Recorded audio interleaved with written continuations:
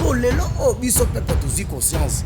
nous avons des façons ya kolongola mais ya kosala résistance ya kolongola ba oyo nyonso wana pe ya koluka nani ko ya koyeba ko gérer mboka o de façon que tena kotambola na elongo ya moto sala lit ya ko chasser ennemi pe to sala lit ya kosala ke moto o to kotine kai ayeba ko gouverner na monoko na biso pour que tena ko se unité du peuple.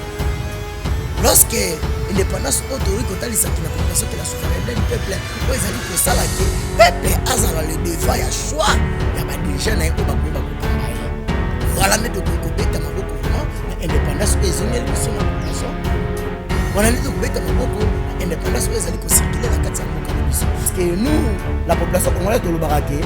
rôle est de Félix à Joraté le pour un président de la République, comme on a le pour la protocolaire, il y a des cadres Kandiko Kagame o bazali na complicité na ndeko Kabila obanda pondo Joseph Kasavu azala qui peut toujours la menace ya illégitimité parce que baeba qui peut préparer na moto face ya pondo Patrice Emery donc ina pondo Mobutu azala qui peut toujours la crise ya légitimité face ya ndeko Joseph Moïse Laurent Désiré Kabila rien à Moïse Laurent Désiré Kabila et Joseph Kabila azala qui peut toujours na c'était une menace et d'ailleurs pour ça on sait pas que les lots oyo to ko koma toujours na crise oyo ezali ko continuer peut-être de ko Félix Chilombo face aussi à Martin Fayulu pourquoi parce que ba mona so wana ba bandaki ko bunda ba ko sala résistant oyo ya ko soit pouvoir na ba moko bandaki peuple te bandaki ko tcha bango na place pour qu'il aille ba ko peuple congolais bazali ko la courir ça peuple congolais bazali ko l'éducation à la moralité nyonso wana ezali foutu mais ndeko Félix azo parvenir kokitisa 500 jours mpona kokorrompre badéputé oyo wana lobi babelelaka kino ce sont les députés nommés oyo baza illégitime.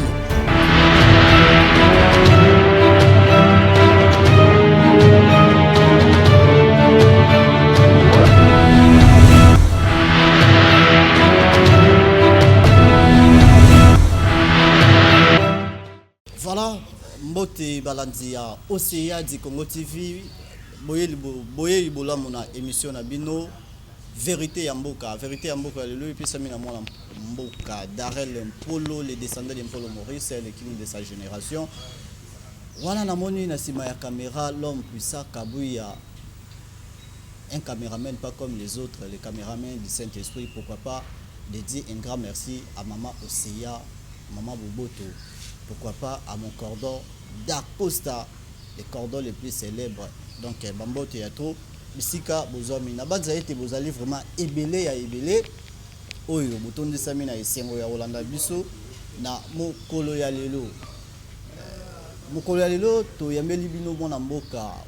Oyo azali moko, ya ngambu ya Lamuka, azali pe moko, azali coordonnateur, na kati ya parti ya mwana mboka Adolphe Muzito oyo zwami na kombo ya nouvelle là pona ko massacrer comme on a été to kotika ye moko ayeba na ko se présenter et pas ya bino ba iban so bozuli bako ya kolanda ye mbote mwana mboka journaliste hein? Vraiment nazali na esengo makasi ya ko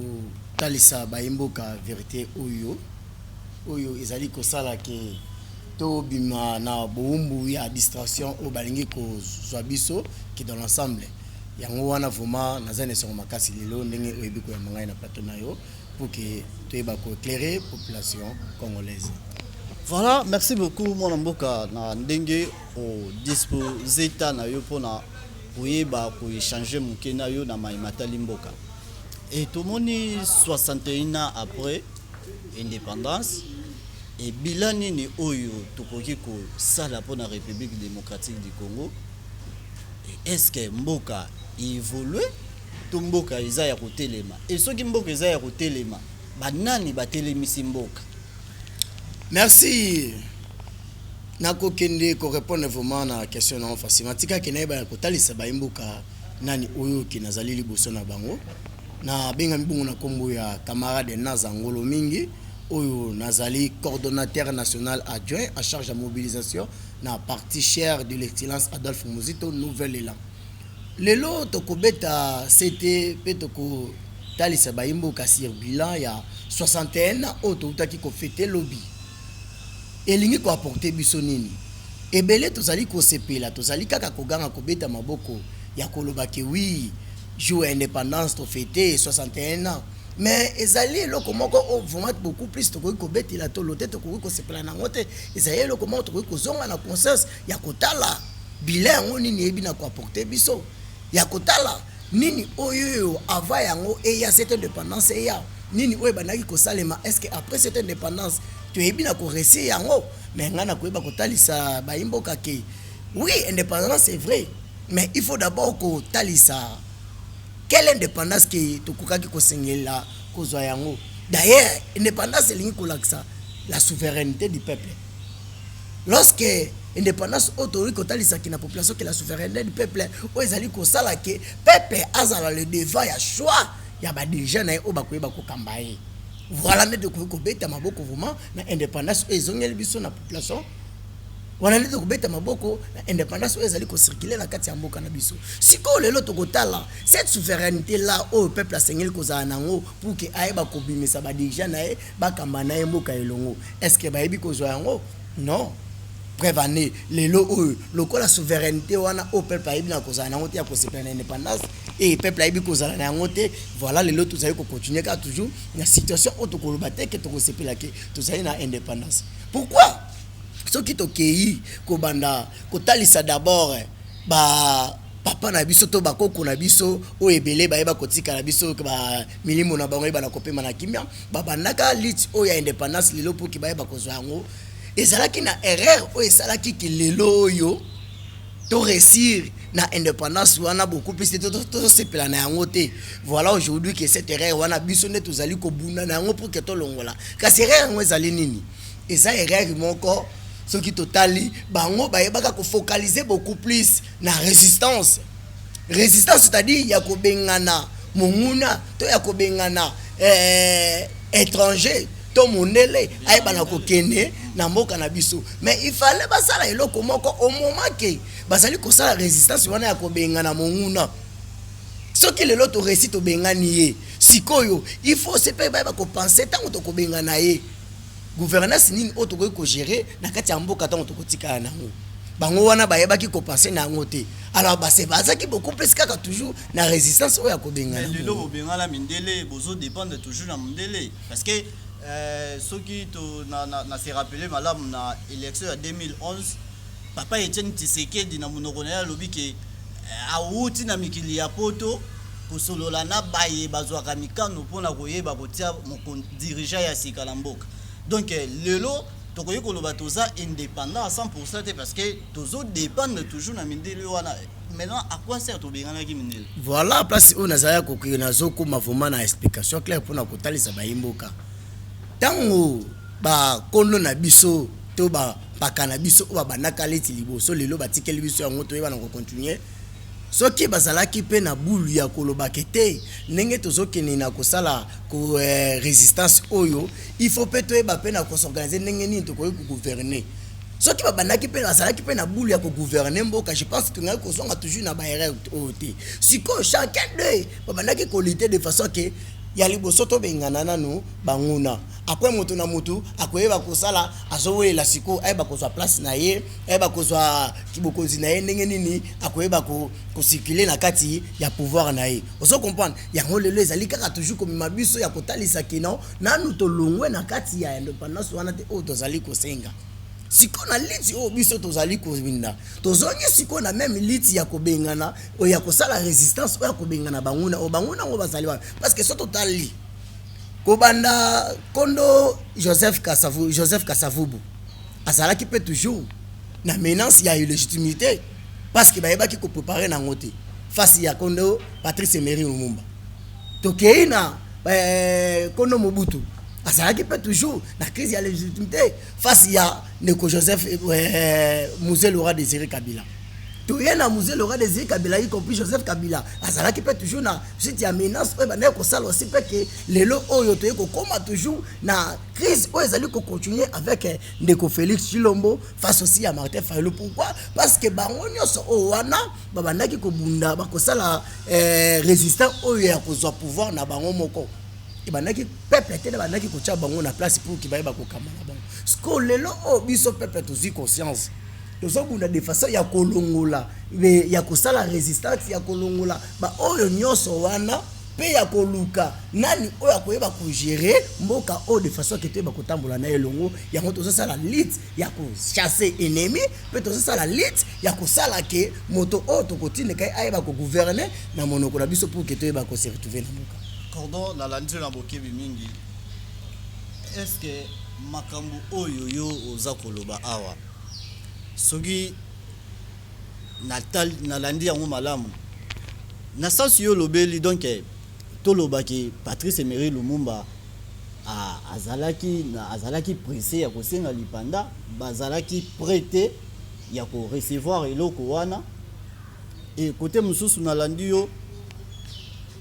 bipa yo api oyo lobiki lelo oyo soki parce que tout le monde année passée année écoulée défilé le 30 juin ça limité année passée le lenge moko et année oyo pe et ça limité. Est-ce que lelo to condamner mwana mboka Félix Tshisekedi qui défilé za ko salimate parce que nyo surtout tozomona ezo utaka ipa mindele ya mindele et nini autre ko sala ke pour que to longwa tozwa vraiment bon somi na biso ya solo na koloba kozala pressé na kondo Patrice Emery Lumumba y compris ba oyo nyonso basala ko bunda pona indépendance na biso ki bazali senga ki pressé ou pas wana vraiment eza eloko na ko focaliser na yango te parce que c'est vrai peuple il faut que beaucoup vivre dépendamment ayeba ko vivre na ba volonté na yi kasi place on azali kozonga bango base bazaka beaucoup plus na eloko moko soki bazalaka basangisaka mayele ya lorsque tozali ko kende ko senga eloko oyo il faut peut osangana peut eba ndenge nini ya koyeba ko bisa mutu ko gouverner na mboka ensemble oya ko faire gouverner mboka pour que population ayeba na ko sepela. Je pense que tunga ko kozonga lelo na lit oyo te to na makelele oyo te to na combat oyo lisusu te oyo ikoki ko ngisa peuple congolais mais na na maloba oyo biko ba lelo yango 3e année que régime en place et ba na ko fêter indépendance te mais wana na écoute na kotalisa yango na combat moko te oyo ba ko banda à l'époque te lelo wana ezali ko kende yemoko la personne oyo azali na régime en place ayebi pourquoi que azali ko sala ki a célébrer indépendance ya mboka na ete au moment que azali moto oyo akoti na le pouvoir asika azali moto oyo akoki kolekisa ba événement ya minene oyo te parce que ezali ba fête moko très importante oyo kosala kino e ba ko pesa pe honneur na ye moko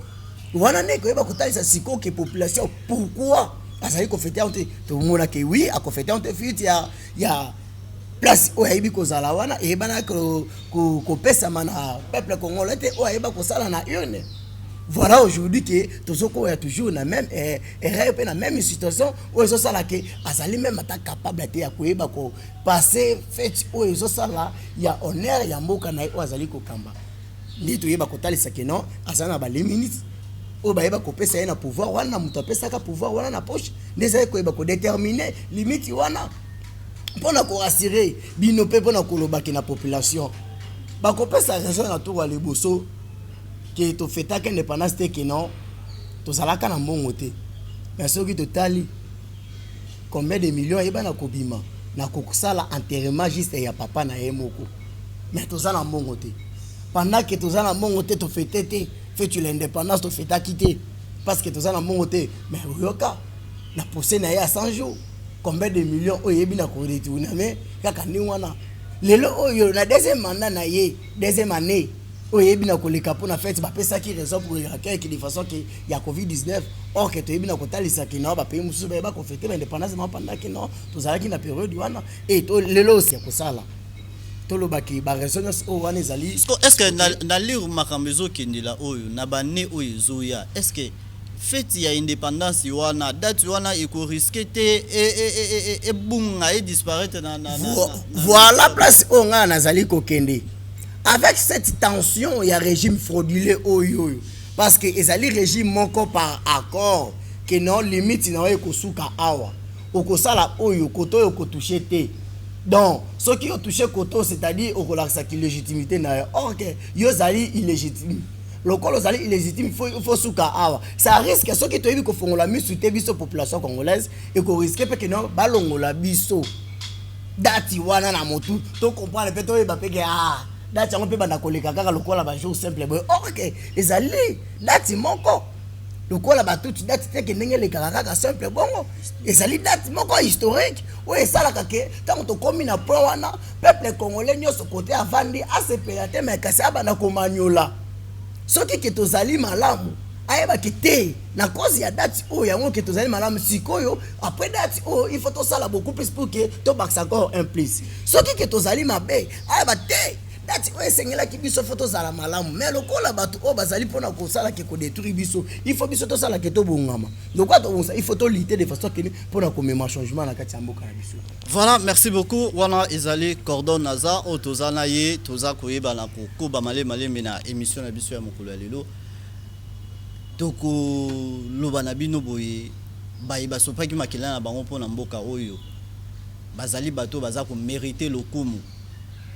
Papa Patrice Emery Lumumba, Mpolo Maurice, Papa Okito bazali ebele, bazali vraiment ebele. Mais lelo oyo mutuna na kotuna bino baimboka bino bato boza ko kamamboka est-ce que bisika milimo ya bato wana ezali lelo vraiment baza un peu ya koloba ke non musala oyo biso to salaki ya koluka lipanda na mboka et ba kongomani basilaki ko so lipanda na bango baza ko vivre librement baza ko vivre calmement est-ce que mutuna wana epai na bango vraiment eza ko leka ndenge nini bino moko boyeba na maiboza kosala mona mboka tomoni fete ya lipanda esalemi te tomoni éruption euti kosalema mwana mboka Martin Fayulu auti kopesa bador kuna na ngambu ya Goma mais tomoni koto oyo détournement monene oyo bazwi mosolo ya l'État pona koyeba kosombela ba député mituka. Est-ce que na moment oyo ezali moment ya kosombela ba député mutuka to ezali moment ya koluka kopesa solution na ba problème oyo elati mboka? Merci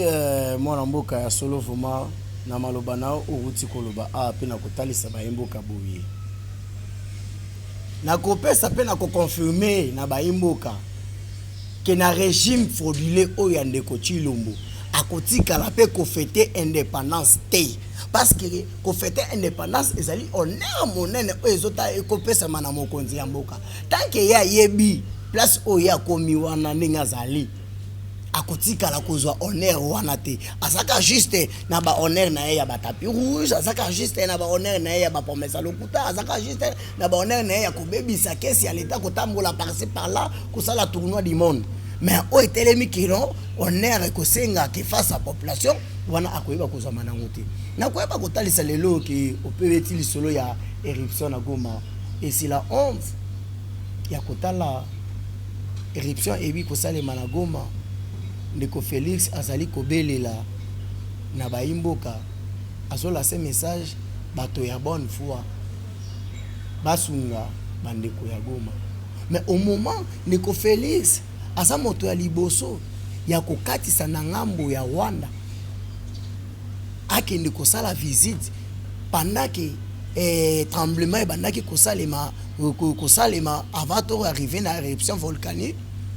tremblement wana ebana pe na koningisa mabele na ngambo ya Rwanda esala ba fissure mais ndeko Félix akatisa na Rwanda epa ya Kagame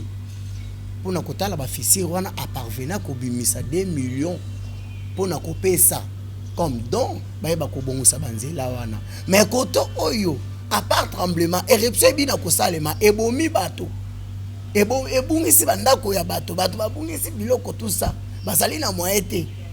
au lieu que ayeba ko s'occuper na population wana en lancer appel na bato ya bonne foi c'est-à-dire maloba na ye moko zoko la sakeno ye azali na bonne foi te face à population congolaise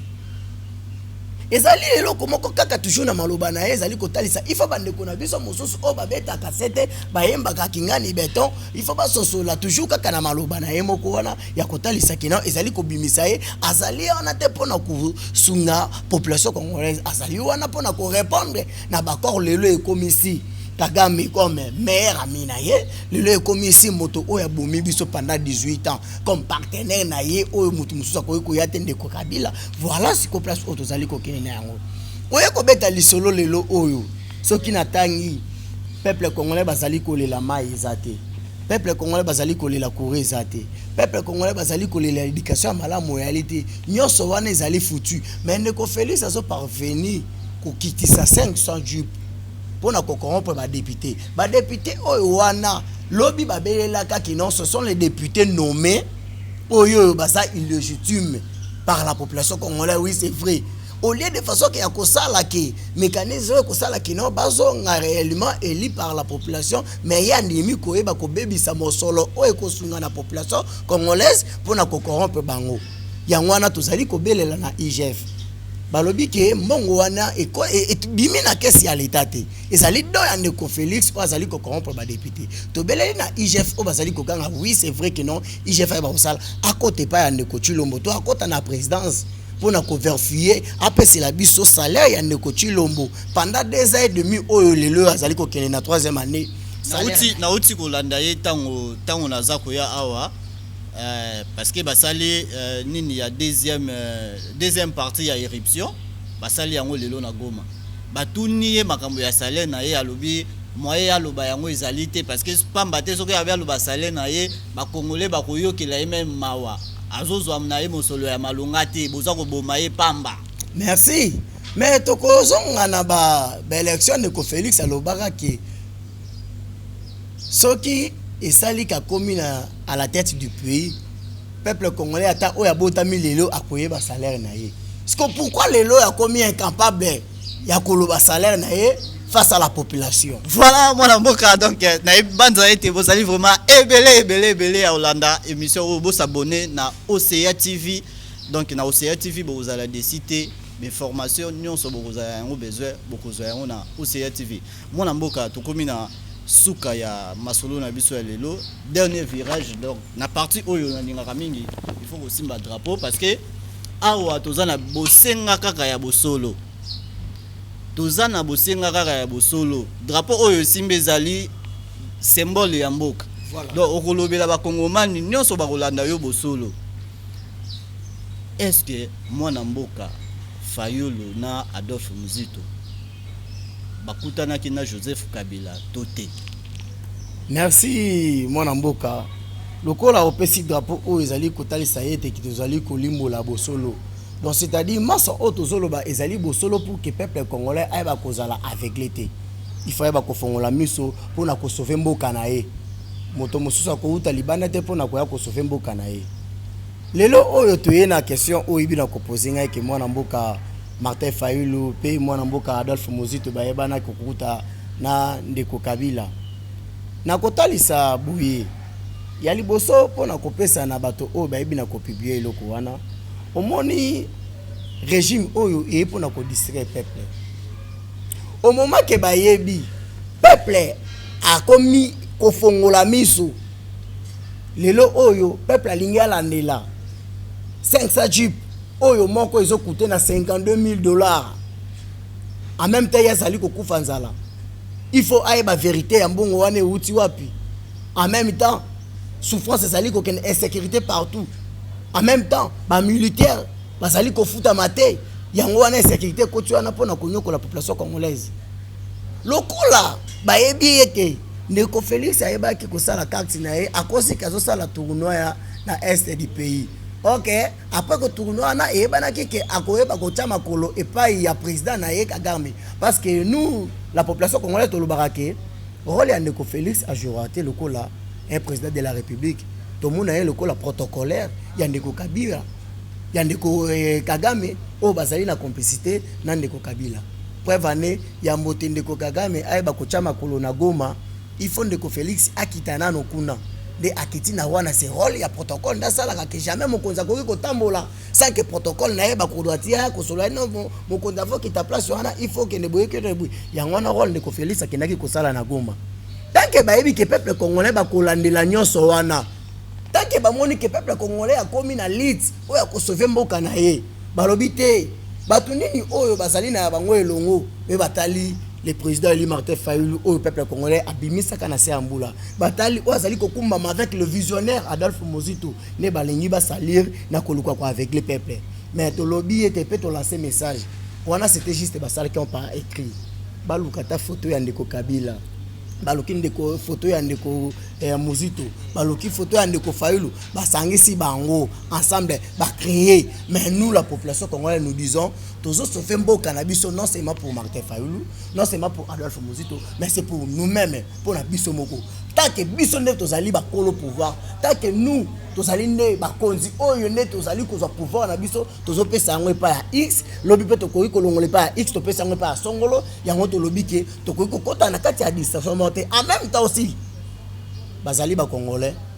et le comment ko empêcher ba on peut te ba na kosolola ensemble mais ya ko créer oyo koki ko distraire la population wana tozali déjà éveillé tozali sur na tawa na te tozali maintenant na ta ya ko sauver mboka na biso. Merci mingi na mwana mboka na ndenge uzwaki vraiment ngonga na yo ya kopesa biso pona koyeba kobeta masolo na maimanso tosololi tokomi na suka ya émission ya biso mokolo ya lelo mais na osenga na yo meka kopesa même numéro na yo parce que